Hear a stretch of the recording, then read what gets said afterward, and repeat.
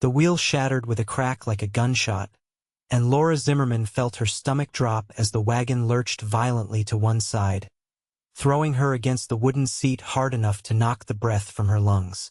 Rain hammered down in sheets so thick she could barely see the mules' heads through the deluge.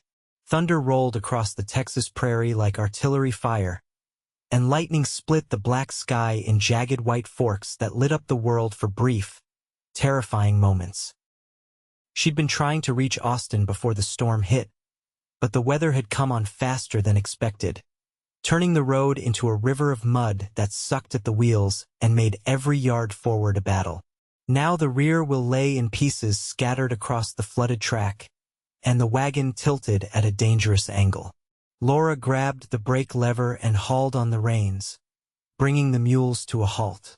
Her hands shook as she secured the lines and looked back at the damage. The wheel hadn't just broken. It had disintegrated. The wooden spokes splintered beyond any hope of quick repair, the iron rim bent and useless. She was 23 years old, alone on the road 5 miles outside of Austin in the worst storm of the summer of 1882, with no way to move her wagon and night coming on fast. The supplies she'd bought in the settlement to the north were getting soaked despite the canvas covering, and she had no shelter, no help, and no idea what to do next. Her father's ranch lay another 2 hours south of Austin on a good day. In this weather, on foot, it might as well have been in another state. Laura climbed down from the wagon seat, her boots sinking into mud up to her ankles. Rain plastered her dark hair to her face and soaked through her dress and coat within seconds. She examined the broken wheel, hoping against hope that she'd been wrong, that maybe it could be salvaged. But no, the hub had cracked clean through, probably from hitting one of the deep ruts hidden under the flooding water. She'd need a whole new wheel, and even if she had one, she didn't have the tools or the strength to change it in these conditions. The enormity of her situation settled over her like the cold rain. She couldn't stay here. The wagon sat in a low spot where water was already pooling. If the rain kept up, the whole road could wash out, and she'd be swept away with it. But she couldn't leave her supplies, couldn't abandon the mules, couldn't just walk away from everything. Lightning flashed again, closer this time, and in that brief illumination she saw something that made her heart leap. A horse and rider, coming up the road from the direction of Austin. For a moment she wondered if she was seeing things, if desperation had conjured a phantom from the storm. But no, the horse was real. A big dark shape moving steadily through the rain, and the rider sat straight in the saddle despite the weather. Laura waved her arms, shouting though she knew the wind would carry her voice away. The rider had already seen her. He urged his horse forward, and as he drew closer she could make out more details. A tall man in a long oilskin coat and a wide-brimmed hat pulled low against the rain. He rode with the easy confidence of someone who'd spent more of his life on horseback than on foot.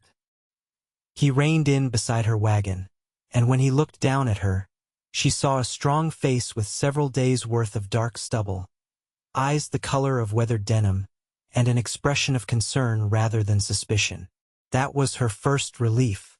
A woman alone in her situation had reason to fear whoever might come along. "You hurt?" he called over the sound of the storm. His voice was deep and steady. "No, but my wheel's broken," she called back, pointing to the wreckage. "I can't move the wagon."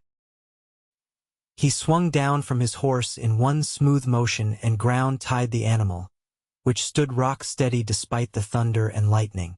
The man moved to examine the broken wheel, crouching down to get a better look. When he stood up, water streamed from the brim of his hat. "Hub's cracked through," he said, confirming what she already knew. "You need a whole new wheel. There's no fixing this here." "I know." Laura wrapped her arms around herself, shivering now. The initial shock was wearing off and the cold was setting in. "I was trying to get to Austin before the storm hit." "Austin's 5 miles back that way," he said, gesturing toward town. "But you're not going to make it on foot in this weather, and we can't leave the wagon here. Water's rising. I don't know what to do, she admitted, and hated how helpless she sounded. The cowboy studied her for a moment, then seemed to come to a decision. I've got tools and a spare wheel back at my place. It's only a mile off the road. We can get your wagon there, get it fixed up proper. How? The wheel's broken. We'll drag it. He moved to the back of the wagon and started untying the canvas cover. First thing, we get your supplies under better cover. Then we unhitch the mules, tie ropes to the axle, and drag the wagon on 3 wheels. It's not pretty, but it'll work. Laura stood frozen for a moment, processing the offer. She didn't know this man. For all she knew, he could be leading her somewhere dangerous. But what choice did she have? Stay here and risk drowning, or trust a stranger? He must have seen the hesitation on her face because he paused in his work and looked at her directly. Name's Austin Monroe, he said. I've got a ranch about a mile west of here. I was heading into town when I saw you'd run into trouble. I'm not going to hurt you, miss. I'm just trying to help. There was something in his eyes, something honest and straightforward, that made her decision. Laura Zimmerman, she said, and I'd be grateful for the help. He nodded once, as if that settled it, and went back to securing the canvas. Laura joined him, working quickly despite her cold, numbed fingers. Together they shifted the most valuable supplies to the front of the wagon bed and covered everything as best they could. Then Austin moved to unhitch the mules. "These your animals?" he asked as he worked. "My father's. I was taking supplies back to his ranch south of Austin." "Zimmerman. I know that name. Your father runs cattle near the Colorado River." "That's him. Good man. I've bought stock from him before." Austin finished with the mules and moved to his horse, pulling coils of rope from his saddle. "We'll tie 1 mule to each side of the front axle, and my horse in the middle. Between the 3 of them, they should be able to drag the wagon. Won't it tip?" "Probably. That's why I'm going to rig it so it drags on the broken side." "It'll be rough, but it'll move." Laura watched as he worked, impressed despite herself. Austin moved with practiced efficiency, tying knots that she recognized as the kind that would hold under strain but could be released quickly if needed. He worked without complaint despite the rain that continued to pour down, never showing any sign of frustration or impatience. Within 20 minutes, he had the wagon rigged to drag. He tested the ropes, checked the knots, and then swung back up onto his horse. "You ride on the wagon seat," he called to Laura. "Keep the brake ready in case we start sliding. I'll lead from up front." She climbed onto the seat, gripping the brake lever with both hands. Austin clicked to the animals and slowly, painfully, they began to move. The wagon scraped and groaned as it dragged on the broken axle, tilted at an awkward angle that made Laura's seat feel precarious. But it moved, inch by inch, through the mud and rain. Progress was agonizingly slow. The animals strained against the weight, and several times Austin had to dismount and push to get the wagon through a particularly deep patch of mud. Laura tried to help, climbing down to add her weight to the effort, and Austin didn't tell her to stay put the way some men might have. He just accepted her help and kept working. By the time they turned off the main road onto a smaller track heading west, full darkness had fallen. Laura could barely see anything beyond the small circle of light from the lantern Austin had lit and hung from his saddle. The rain had lessened to a steady drizzle, which was something, but she was soaked to the bone and shaking with cold. "Not much further," Austin called back to her. "Another 1/4 mile." True to his word, lights appeared through the darkness ahead. Austin's ranch was modest but well maintained. Laura could make out a house, a barn, and several outbuildings.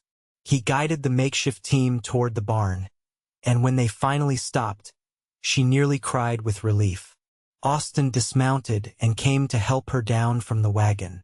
Her legs were so stiff with cold that she stumbled, and his hands caught her elbows to steady her. "Let's get you inside where it's warm," he said. "The wagon can wait. The animals need care first," Laura protested through chattering teeth. "I'll see to them once you're settled. You're half frozen." He was right, she realized. She was shaking so hard she could barely stand, and her fingers had gone numb. Austin kept a hand under her elbow as he guided her across the muddy yard to the house.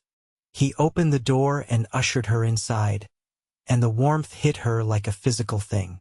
The interior was simple but clean.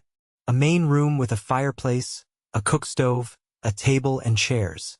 Doors leading to what she assumed were a bedroom and possibly a storage room. The fire in the hearth had burned down to coals, but Austin quickly added wood and stirred it back to life. "There's a room through there," he said, pointing to one of the doors.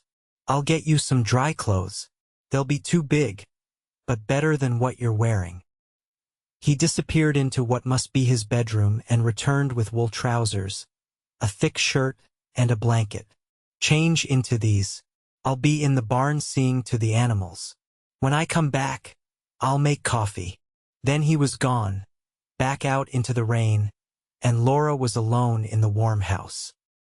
She stood for a moment, processing everything that had happened in the last 2 hours. Then the cold drove her into action. She peeled off her wet clothes, wrung them out as best she could, and hung them over a chair near the fire. The dry clothes Austin had given her were indeed too large, but they were warm and soft from many washings. She rolled up the sleeves and pant legs and wrapped the blanket around her shoulders. By the time Austin returned, she was sitting in a chair by the fire, finally beginning to feel human again. He came in carrying her saddlebags and the most valuable items from the wagon. "Didn't want to leave these in the barn," he explained, setting them down carefully. Then he moved to the stove and began making coffee with the same efficient movements he'd used for everything else. "Storm should blow through by morning. I'll get that will changed out at first light." "You really have a spare wheel that will fit?" Laura asked. "I've got 2. Different sizes. One of them ought to work. If not, I'll take measurements and have the wheelwright in Austin make one up. But I think we'll be fine." He poured coffee into 2 tin cups and handed her one. Laura wrapped her hands around it, savoring the heat. Austin took the other chair by the fire and stretched his legs out toward the flames. For a moment they sat in silence, listening to the rain on the roof and the crackle of the fire. "Thank you," Laura said finally, "for helping me. I don't know what I would have done if you hadn't come along." "Can't leave someone stranded in a storm," Austin said simply. "Wouldn't be right. A lot of men might have just ridden past." He looked at her then, and she saw something in his eyes that made her breath catch. "I'm not a lot of men," he said quietly. They held the look for a moment too long, and Laura felt heat rise in her face that had nothing to do with the fire. She looked away, taking a sip of coffee to cover her confusion. What was wrong with her? She'd just met this man a few hours ago. She shouldn't be feeling this flutter in her stomach, this awareness of how broad his shoulders were, how strong his hands looked wrapped around the coffee cup. Austin seemed to feel the shift in the air too. He cleared his throat and stood up. "I should get you something to eat. I've got stew from yesterday. It's not fancy, but it's hot. I don't want to put you to any more trouble." "No trouble. I was going to eat anyway." He moved to the stove and ladled thick beef stew into bowls. The smell made Laura's stomach growl. She hadn't eaten since morning, she realized. They ate in companionable silence. The stew was good, well-seasoned and hearty. When they'd finished, Austin took the bowls and washed them in a basin. Laura watched his movements, noting the care he took with even simple tasks. "You live here alone?" she asked, then immediately regretted the question. It seemed too personal, too forward. But Austin didn't seem offended. "For the last 3 years. I bought this place when I mustered out of the cavalry. It's not much, but it's mine. You were a soldier? 8 years in the 10th Cavalry. Stationed at Fort Concho, mostly, sometime at Fort Davis. I saw enough fighting to last me a lifetime. When my enlistment was up, I took my pay and bought this land. Laura knew about the 10th Cavalry. The Buffalo Soldiers, some called them. Men who'd fought Indians and outlaws and protected settlers. It explained the calm way Austin had handled the emergency with her wagon, the efficiency of his movements, the sense that he was a man who could be counted on in a crisis. "What made you choose Austin?" she asked. "Land was affordable, and I wanted to be close enough to town for supplies but far enough out for some peace and quiet. I run a few cattle, break horses, do some smithing work. It's a good life. Lonely, though." The words were out before she could stop them, and this time Austin did look at her strangely. Laura felt her face heat again. "I'm sorry. That was rude." "No, you're right. It is lonely sometimes." He dried the bowls and put them away. "But I got used to solitude in the army. Long stretches in the field, you learn to be comfortable with your own company." "I know what you mean. The ranch can feel isolated too, especially in winter. My father's hands are good men, but they're not much for conversation." "Your mother died when I was 16. It's been just me and my father since then." "I'm sorry. It's been 7 years. I've learned to manage." Laura set down her coffee cup. "I should let you get some rest. You've done more than enough for me already." "You'll take the bedroom," Austin said. It wasn't a question. "I'll sleep out here by the fire." "I can't take your bed." "You can and you will. I've slept in worse places than a chair by a warm fire." He moved to the bedroom door and opened it. "There's clean sheets on the bed. If you need anything, just call out." Laura knew better than to argue further. She was exhausted, and the thought of a real bed was almost overwhelming. She stood up, still wrapped in the blanket, and moved toward the bedroom. As she passed Austin, she paused. "Thank you again," she said softly, "for everything." He was close enough that she could smell the rain on his clothes, see the drops of water caught in his dark hair. His eyes met hers, and for a moment the air between them seemed to crackle with something electric. "Sleep well, Laura," he said, and his voice was rougher than it had been before. She slipped into the bedroom and closed the door, her heart pounding. The room was simple and masculine. A large bed with a plain quilt, a dresser, a chair. No decoration except a single photograph on the dresser of a group of soldiers in uniform. She didn't look closely at it. Felt like prying. The bed was as comfortable as it had looked. Laura pulled the quilts up to her chin and lay in the darkness, listening to Austin moving around in the main room, the scrape of the chair as he settled by the fire. She should have been asleep instantly, given how tired she was. But her mind kept replaying the events of the evening, kept returning to those moments when their eyes had met and something had passed between them. She barely knew him. In a few hours, he'd fix her wagon, and she'd be on her way. This was just a chance encounter, a moment of necessity. It didn't mean anything. But as she finally drifted off to sleep, Laura couldn't quite convince herself of that. She woke to sunlight streaming through the window and the smell of coffee and bacon. For a moment she was disoriented, not recognizing where she was. Then memory flooded back, and she sat up quickly. Her clothes were still damp, she discovered when she checked them, but wearable. She dressed quickly, finger combing her hair into some semblance of order, and emerged from the bedroom. Austin stood at the stove cooking breakfast. He'd shaved and changed into clean clothes, and Laura's breath caught at how handsome he looked in the morning light. He turned when he heard her and smiled, and the expression transformed his serious face into something approaching beautiful. "Morning. Coffee's hot, and breakfast will be ready in a minute." "You didn't have to make breakfast. I was making it for myself anyway. Sit down." She did, accepting the coffee he poured for her. The storm had passed completely. She saw through the window. The sky was a brilliant blue, washed clean by yesterday's rain. Puddles dotted the yard, but the sun was already working to dry them up. Austin served scrambled eggs and bacon with toasted bread. They ate together, and Laura marveled at how comfortable it felt. She'd known this man less than a day, but something about his presence put her at ease. Maybe it was the knowledge that he'd helped her without asking for anything in return. Or maybe it was something else, something deeper that she didn't want to examine too closely. After breakfast, Austin led her out to the barn. In daylight, she could see the ranch more clearly. It was indeed modest, but everything was in good repair.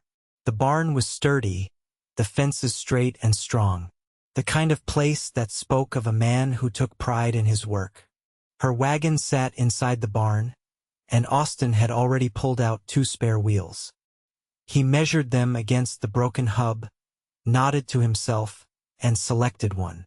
This should do it. Give me a few hours to get it mounted. Can I help? You know how to change a wagon wheel? I've watched it done. I can follow directions. He grinned at that. All right then, let's get to work. They worked side by side through the morning, and Laura found herself enjoying it more than she should have. Austin was a patient teacher, explaining what he was doing and why. He had to replace not just the wheel but part of the axle where the hub had cracked. It was skilled work, requiring the forge to heat and shape metal, and Laura watched in fascination as he worked the iron. "You're good at this," she said as he examined a piece he'd just shaped. Had to learn all kinds of things in the army. Blacksmithing, carpentry, leatherwork. When you're out in the field, you can't always wait for a specialist.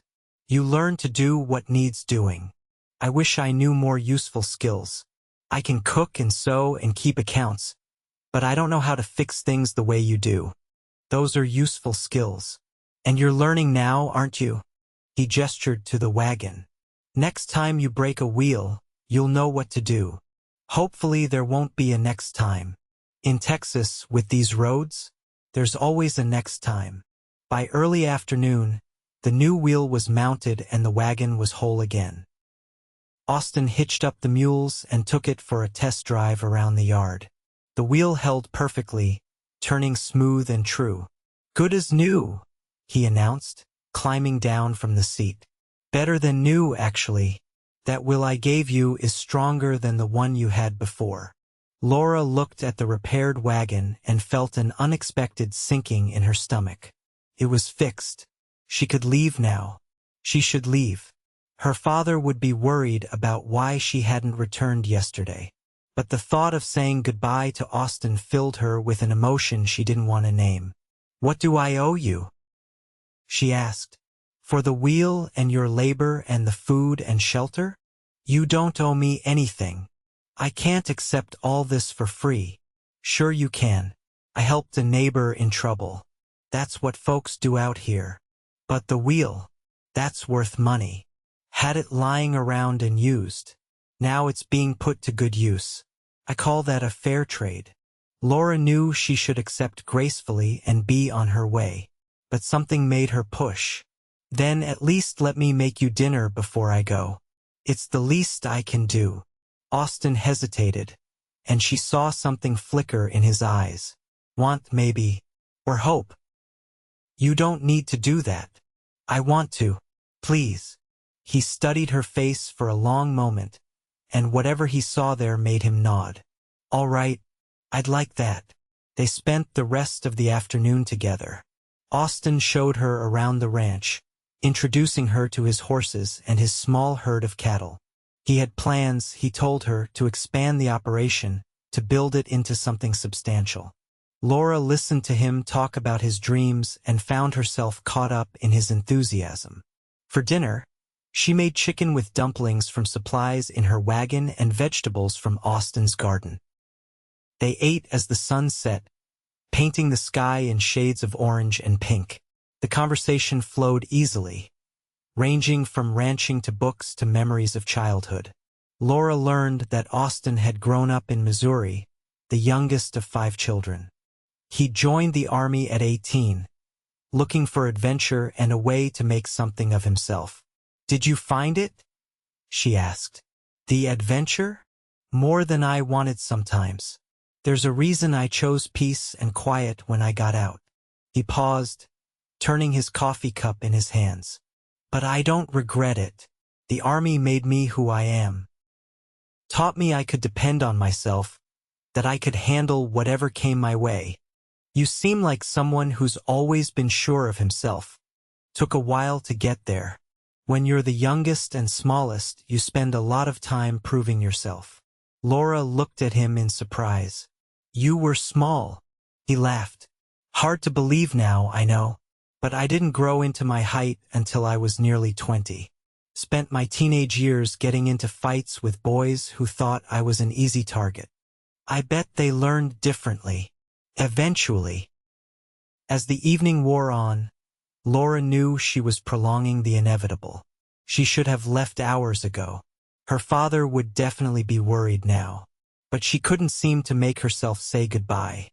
Every time she thought about climbing onto that wagon seat and driving away, possibly never seeing Austin again, her chest tightened with something close to panic.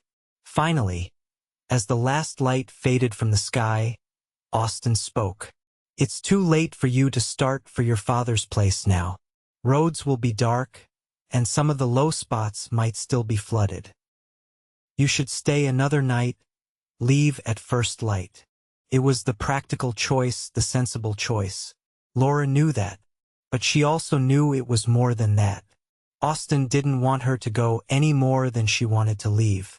"All right," she said softly. "If you're sure it's no trouble." No trouble at all. They prepared for bed as they had the night before, Laura taking the bedroom, Austin settling by the fire.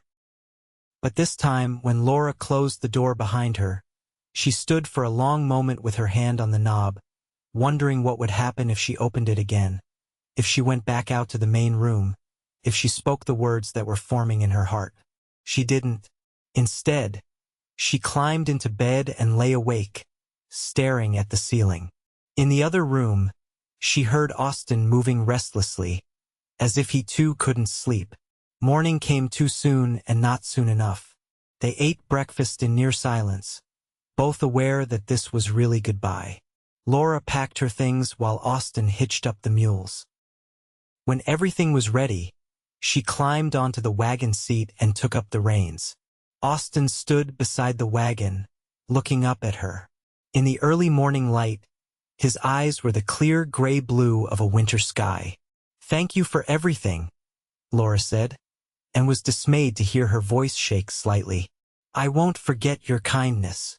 "Safe travels," Austin said. "Give your father my regards." She should have clicked to the mules then, should have driven away.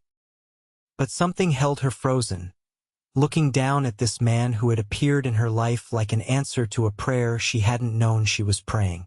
Austin cleared his throat. "Laura, I know this is sudden. I know we just met. But I can't let you leave without saying something." Her heart began to pound. "What?" "I'd like to see you again. If you're willing, I could call on you at your father's ranch, do things properly. I know I'm not much, just a man with a small ranch and big dreams. But I'm honest and I work hard, and I think we could have something if you'd give it a chance." Laura's eyes stung with sudden tears. "I'd like that," she whispered. "I'd like that very much." The smile that broke across Austin's face was like sunrise. "Then I'll call on you this Sunday, if that suits." "This Sunday would be perfect." "I'll follow you home," Austin said suddenly. "Make sure you get there safe. Those roads can be treacherous after a storm." "You don't have to do that." "I want to. Please." How could she refuse when he looked at her like that, with his heart in his eyes? "All right." Austin saddled his horse in record time, and soon they were traveling together, Laura in her wagon and Austin riding alongside. They talked as they traveled, their conversation picking up where it had left off at breakfast. The miles seemed to fly by, and all too soon they were approaching the turnoff to her father's ranch. "That's our land starting here," Laura said, pointing to a fence line. They rode on, and the ranch buildings came into view. It was a larger operation than Austin's, with a sprawling main house, several barns, and numerous outbuildings. Cattle grazed in distant pastures, and Laura could see several ranch hands working near the corrals. A man emerged from the house as they approached. He was in his 50s, tall and weather-beaten, with gray threading through his brown hair. The relief on his face when he saw Laura was palpable. "Laura! Thank God. I was about to send men out looking for you." "I'm fine, Papa. I got caught in the storm, and Mr. Monroe here helped me." She climbed down from the wagon, and Austin dismounted as well. Thomas Zimmerman looked Austin over with the assessing gaze of a man who'd spent a lifetime judging character. Whatever he saw must have satisfied him because he extended his hand. "Thomas Zimmerman, I'm in your debt, Mr. Monroe, for helping my daughter." "Austin Monroe." "No debt, sir. I was glad to help." "Monroe. I know that name. Didn't I buy some horses from you last spring?" "You did, sir. For Mares and a stallion. Good stock. They've done well for us." Thomas turned to Laura. "What happened?" Laura explained about the broken wheel and the storm, about Austin's help and hospitality. As she talked, she saw her father's expression shift from concern to something approaching approval as he looked at Austin. "Well, Mr. Monroe, you'll stay for dinner at least," Thomas said. "It's the least we can offer after what you did for Laura." "I don't want to impose, sir." "No imposition. I insist." Austin glanced at Laura, who nodded encouragingly. "Then I'd be honored, thank you." Dinner at the Zimmerman Ranch was a lively affair. In addition to Thomas and Laura, there were 3 ranch hands who ate with the family. They were good men, Laura had said, and Austin could see she was right. They treated her with respect and affection, like a younger sister. Throughout the meal, Austin was acutely aware of Thomas Zimmerman watching him. Not with hostility, but with the careful attention of a father who'd noticed the way his daughter looked at a stranger. Austin did his best to make a good impression, answering questions about his ranch and his plans honestly and directly. After dinner, Thomas invited Austin to sit with him on the porch. Laura went inside with obvious reluctance, and Austin knew this was the conversation that would determine whether he'd be welcome to court her. They sat in comfortable chairs, looking out over the ranch in the gathering dusk. Thomas filled a pipe and lit it, taking his time before speaking. "My daughter seems quite taken with you, Mr. Monroe." "I'm taken with her too, sir. That's why I asked her permission to call on her." "And she agreed?" "She did." Thomas puffed on his pipe for a moment. "Laura's all I have left in this world. Her mother's death nearly destroyed me. If anything happened to Laura, I don't think I'd survive it." "I understand, sir." "Do you? She's a grown woman, and she has a mind of her own. I can't choose who she gives her heart to, but I can make damn sure the man is worthy of her." Austin met the older man's eyes steadily. "I can't prove I'm worthy, sir. I can only tell you that I'll do my best to be. I have a small ranch, but it's profitable and growing. I don't drink to excess, I don't gamble, and I keep my word. I served 8 years in the cavalry with an honorable discharge. I know how to work hard, and I know how to treat a woman with respect." "Why my daughter? You just met her yesterday." It was a fair question, and Austin thought carefully about his answer. "I don't know if I can explain it, sir. Something about her just felt right. The way she didn't fall apart when the wheel broke, the way she insisted on helping with the repairs even though she didn't know how, the way she talks and laughs and thinks. I've been alone for 3 years, and I've met plenty of women in that time. None of them made me feel what I felt when I met Laura." Thomas studied him for a long moment. "You're asking to court her seriously. Not just a few visits, but with the intention of marriage if things work out. Yes, sir. That's exactly what I'm asking. Another long pause, then Thomas nodded slowly. You have my permission to call on her. But Mr. Monroe, if you hurt her, if you prove to be anything less than the man you're presenting yourself to be, you'll answer to me. Are we clear? Crystal clear, sir. And I appreciate your trust. They shook hands, and Austin felt something tight in his chest ease. He hadn't realized how much it mattered to him that Laura's father approve until the approval was given. Laura appeared in the doorway, and Austin could tell from her expression that she'd been anxiously waiting. When she saw them shake hands, her whole face lit up with joy. I should be getting home, Austin said, standing. It's a long ride back. You're welcome to stay the night, Thomas offered. We have a guest room. Thank you, but I need to see to my animals. Laura walked with him to where his horse was tied. In the privacy of the gathering darkness, Austin took her hand. Sunday, he said. I'll be here Sunday afternoon. I'll be waiting. He wanted to kiss her. The desire was so strong it was almost overwhelming.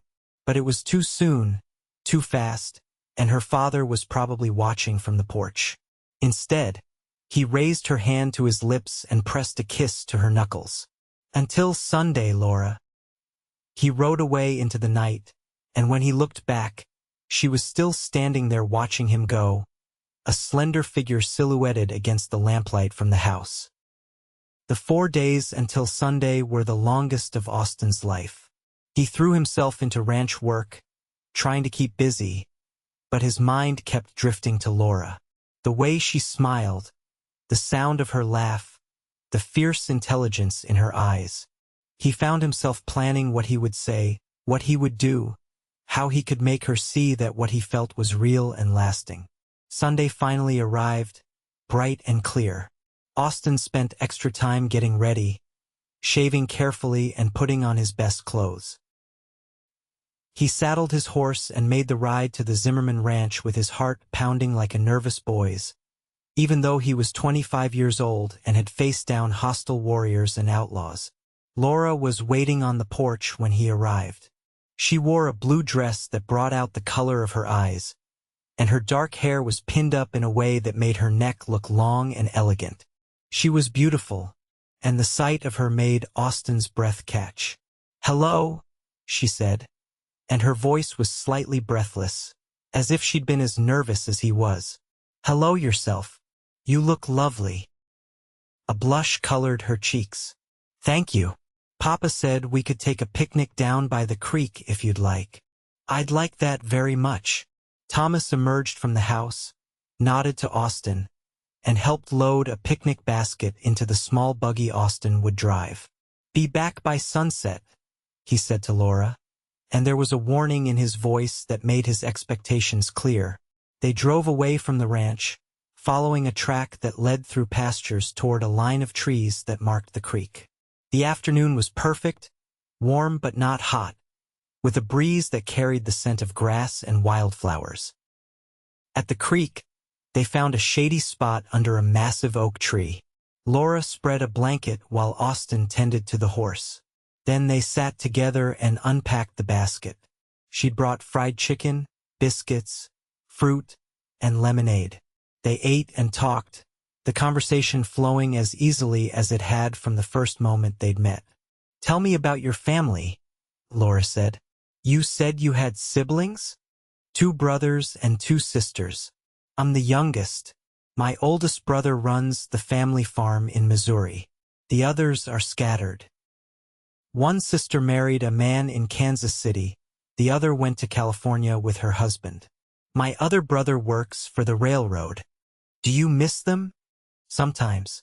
But we were never especially close. Too much age difference, I think.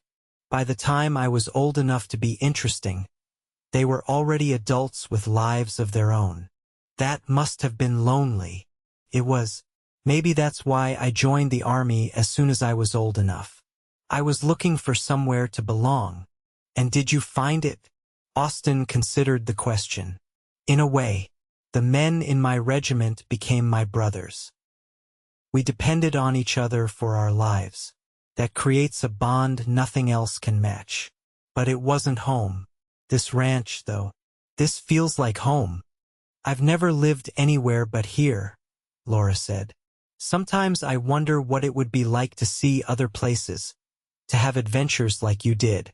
Trust me, most of those adventures were less exciting and more terrifying than they sound. I'll take the quiet life any day. Is it really quiet enough for you? I worry sometimes that you'll get bored. With you around? I don't think boring is possible.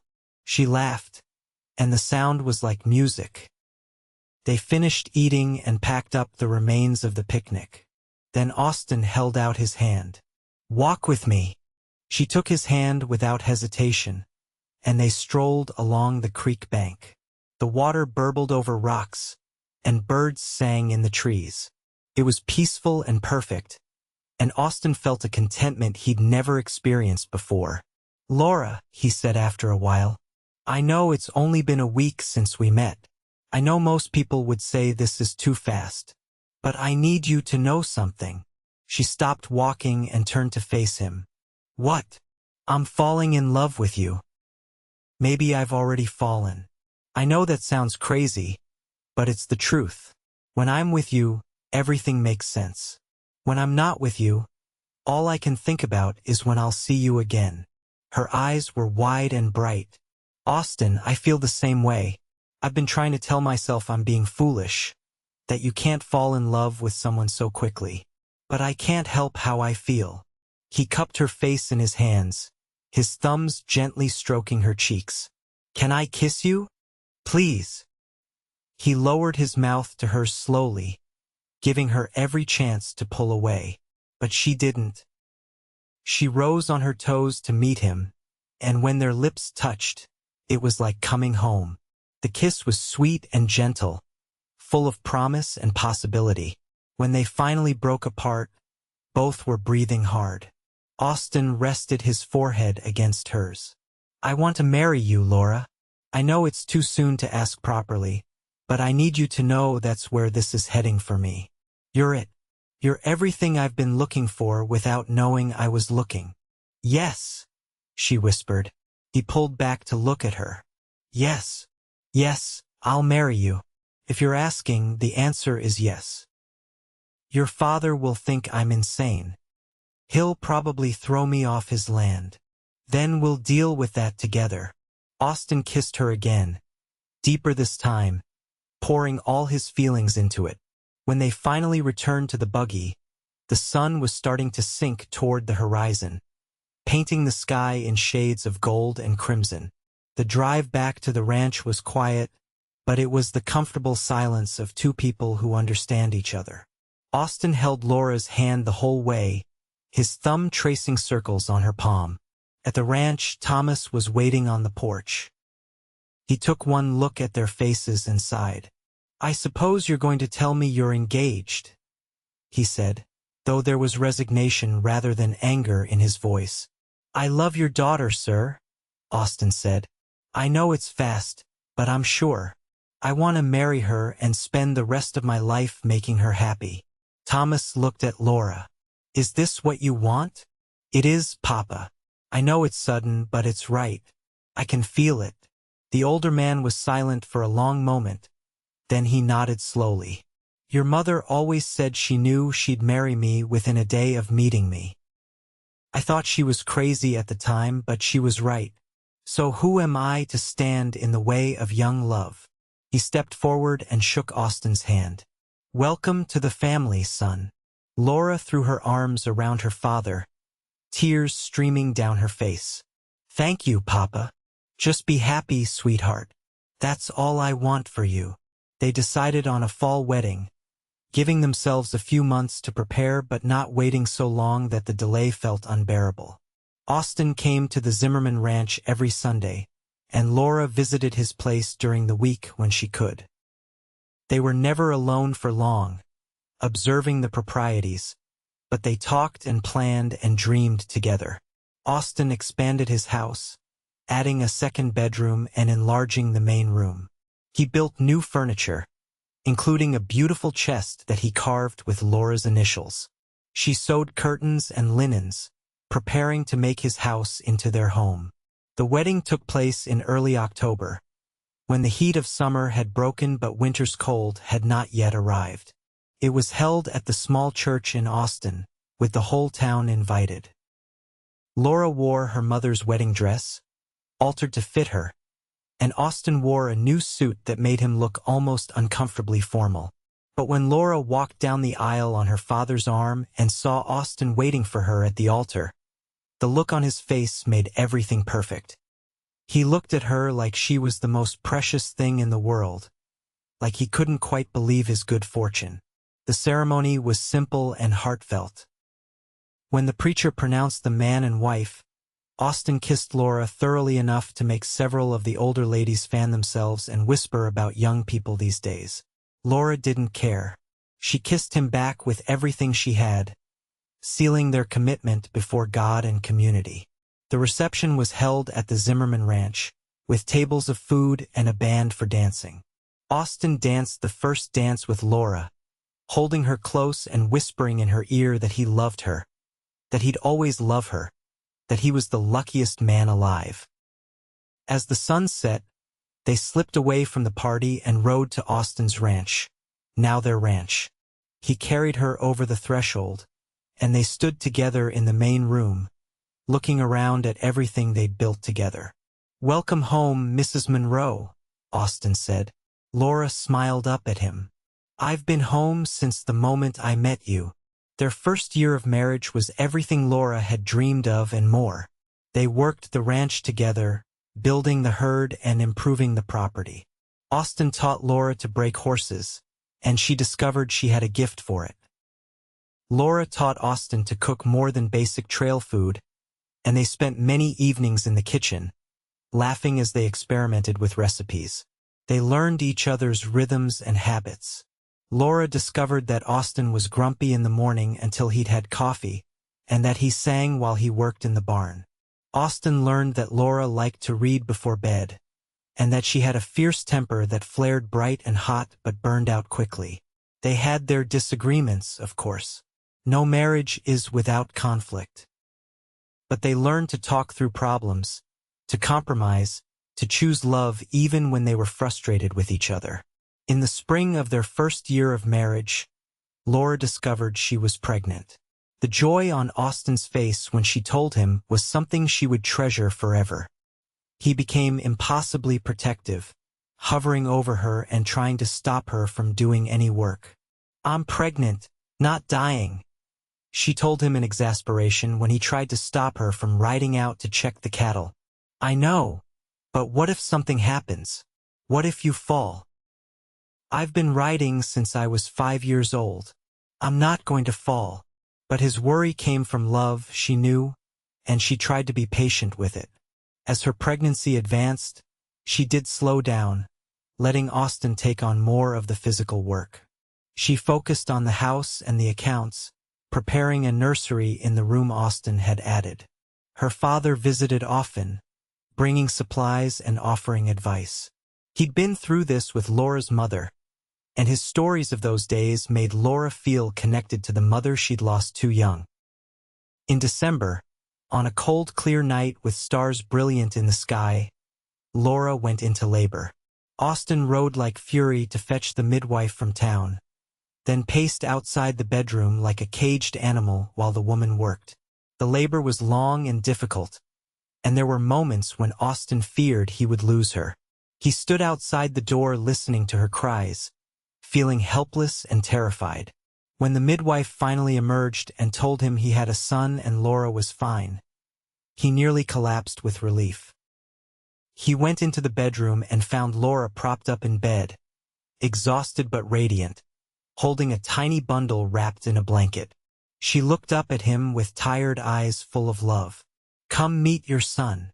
Austin approached slowly, almost afraid, and looked down at the baby. He was tiny and red-faced, with a shock of dark hair and eyes squeezed shut. As Austin watched, the baby's hand emerged from the blanket, fingers curling and uncurling. "He's perfect," Austin whispered. "We made him," Laura said in wonder. "We made this perfect little person." They named him Thomas, after Laura's father, with the middle name James after Austin's father. Little Thomas Monroe was a loud, demanding infant who kept them up most nights, but neither Austin nor Laura minded. They marveled over every tiny change, every small development. Thomas Zimmerman was over the moon about his grandson. He visited constantly, bringing gifts and advice and offering to babysit so Austin and Laura could have time to themselves. The older man's joy in the baby healed something in him that had been broken since his wife's death. As Thomas grew from infant to toddler, he proved to have his father's steady temperament and his mother's fierce determination. He was walking by 10 months, and by 18 months he was trying to climb everything in sight. Keeping him safe became a full-time occupation. When Thomas was 2, Laura discovered she was pregnant again. This time, the pregnancy was easier, and in the fall of 1885, they welcomed a daughter they named Elizabeth, after Austin's mother. Beth, as they called her, was quieter than her brother had been, a calm baby who seemed content to observe the world around her. The ranch continued to prosper. Austin's reputation for breaking horses spread, and he had more work than he could handle. Laura managed the cattle operation and the accounts, proving to have a shrewd head for business. They bought adjoining land when it came available, expanding their holdings. Life wasn't always easy. There were droughts and hard winters, cattle that died and crops that failed. There were sick children and sleepless nights and times when money was tight.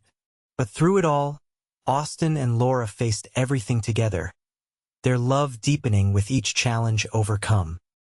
When Thomas was 5 and Beth was 3, Austin built a larger barn and hired his first ranch hand, a young man fresh from the East who wanted to learn the ranching business. Then came another hand and another until they had a small crew working the expanded ranch. Laura's father's health began to decline when Thomas was 7. The old man had never fully recovered from a bout of pneumonia the previous winter, and it was clear he was slowing down. Austin and Laura spent more time at the Zimmerman ranch, helping to manage the operation and making sure Thomas was comfortable. On a warm evening in May, Thomas Zimmerman called Laura and Austin to his bedside. His grandchildren were playing outside, their laughter drifting through the open window. "I want you to know," Thomas said, his voice weak but clear, "that you've made me so happy. Laura, you gave me joy every day of your life. And Austin, you've been the son I never had. You've taken care of my daughter and given me beautiful grandchildren. I couldn't have asked for more." "Don't talk like this, Papa," Laura said, tears streaming down her face. "You're going to be fine." But Thomas just smiled. "We both know that's not true, sweetheart. And it's all right. I'm ready. Your mother's been waiting for me long enough." He reached out and took their hands. "Promise me you'll take care of each other. Promise me you'll remember what matters most is love." "We promise," Austin said, his own voice thick with emotion. Thomas Zimmerman died peacefully in his sleep that night, with his daughter and son-in-law keeping vigil beside him. They buried him next to his wife, under the oak tree where he'd proposed to her 40 years before. The grief was hard, especially for Laura. Her father had been her anchor, her constant support. But she had Austin and the children, and their love helped her through the darkest days. And she had her father's ranch, which he'd left to her in his will. The responsibility of managing 2 large operations was daunting, but Austin and Laura rose to the challenge. They decided to keep both ranches operating, with Austin managing the horse operation and Laura overseeing the cattle. They hired a foreman for each property, good men they could trust, and split their time between the 2 locations. Young Thomas showed an early interest in horses, following his father everywhere and begging to help with the training. Austin began teaching him, patient with the boy's eager questions and clumsy attempts to copy his father's techniques. Beth preferred the cattle, riding out with her mother to check the herds and learning to recognize each cow by sight. As the years passed, more children arrived. Another son, Andrew, and then two more daughters, Mary and Sarah. The Monroe house expanded again to accommodate the growing family, rambling and comfortable and always full of noise and laughter. Austin and Laura grew older together, their hair graying and their faces weathering with time and sun. But the love between them never faded. If anything, it deepened. They still held hands when they walked. They still stole kisses in quiet moments. They still looked at each other with the same wonder and joy they'd felt that day in the rain when Austin had fixed her wagon and changed her life forever. Thomas grew into a fine young man, as skilled with horses as his father and as shrewd in business as his mother. At 22, he married a sweet girl from Austin and brought her home to the ranch. Laura and Austin became grandparents, marveling over a tiny baby girl with Thomas's dark hair and his wife's green eyes. Beth married a neighboring rancher's son and moved to a property that adjoined theirs, meaning Laura got to see her daughter and grandchildren regularly. The younger children were still at home, Andrew learning the business and the girls in school. On a warm evening in early summer, Austin and Laura sat on the porch of their ranch house, watching the sun set. They'd been married 30 years, and Austin was 55 now, Laura 53. Their hair was more gray than brown, their hands marked with the scars and calluses of hard work. But they were content, surrounded by family and the land they'd built together. "Do you ever think about that day?" Laura asked. "The day the wheel broke?" "Every day," Austin said. "Best storm that ever hit Texas, as far as I'm concerned. What if you hadn't come along? What if you decided not to ride into town that day? But I did, and you were there. I don't believe in fate exactly, but I believe we were supposed to meet. Everything in my life led me to that road, that day, that moment when I saw you waving from your broken wagon." Laura leaned her head on his shoulder. "I love you, Austin Monroe. I've loved you since the moment you said you'd follow me home. And I've loved you since the moment I saw you standing in the rain, refusing to give up.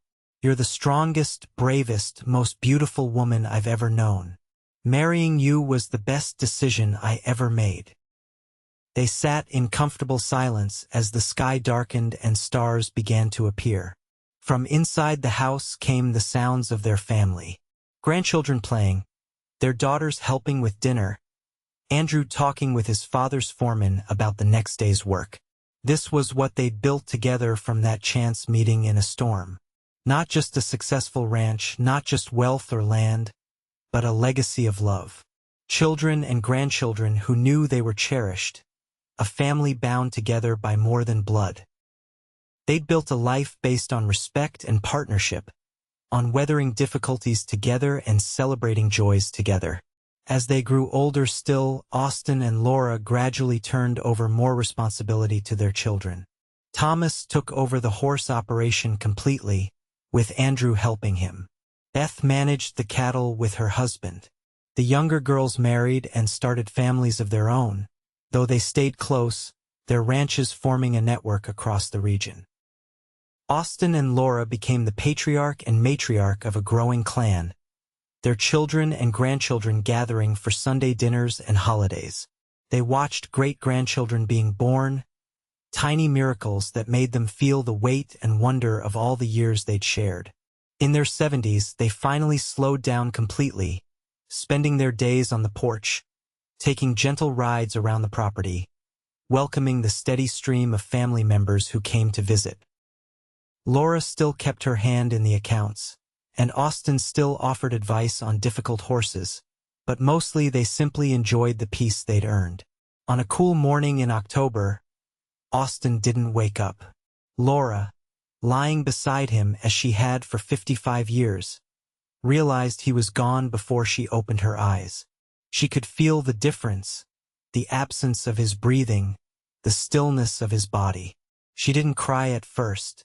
She simply lay there holding his hand, remembering the storm, the broken wheel, the way he'd looked at her and said he'd follow her home. the life they'd built from that moment, the love that had sustained them through joy and sorrow, triumph and loss. "Thank you," she whispered to him. "Thank you for finding me. Thank you for loving me. Thank you for 55 beautiful years." The funeral was one of the largest Austin, Texas had ever seen. Austin Monroe had been a respected member of the community, known for his integrity and kindness. But more than that, everyone knew his love story.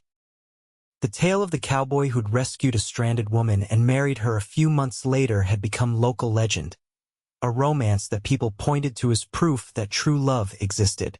Laura lived for 3 more years after Austin's death.